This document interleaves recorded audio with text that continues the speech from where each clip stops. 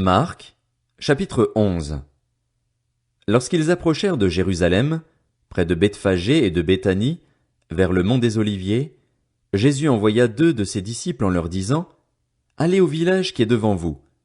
Dès que vous y serez entrés, vous trouverez un ânon attaché, sur lequel personne n'est encore monté.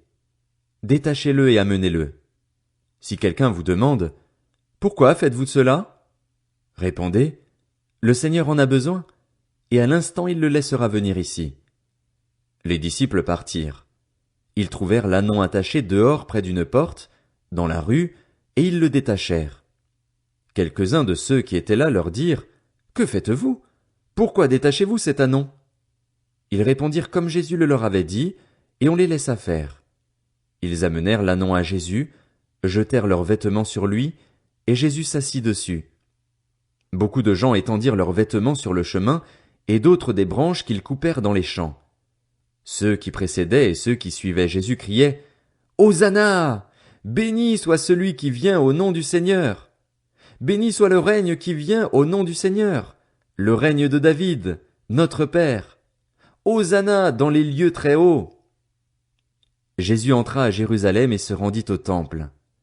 Après avoir tout regardé autour de lui, comme il était déjà tard, il sortit pour aller à Béthanie avec les 12. Le lendemain, comme il quittait Béthanie, Jésus eut faim. Il aperçut de loin un figuier qui avait des feuilles et alla voir s'il y trouverait quelque chose, mais quand il se fut approché, il ne trouva que des feuilles, car ce n'était pas la saison des figues.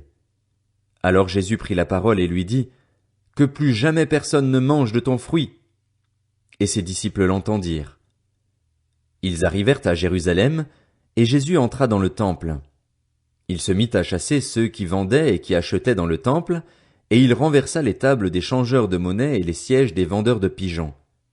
Il ne laissait personne transporter un objet à travers le temple, et il les enseignait en disant: N'est-il pas écrit: Mon temple sera appelé une maison de prière pour toutes les nations? Mais vous en avez fait une caverne de voleurs.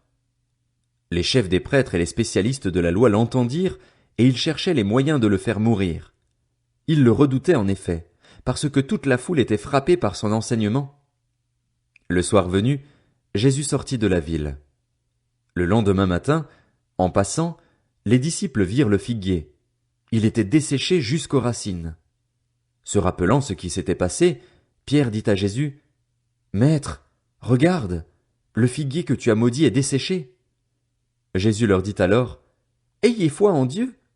Je vous le dis en vérité, si quelqu'un dit à cette montagne: Retire-toi de là et jette-toi dans la mer, et s'il ne doute pas dans son cœur mais croit que ce qu'il dit arrive, il le verra s'accomplir.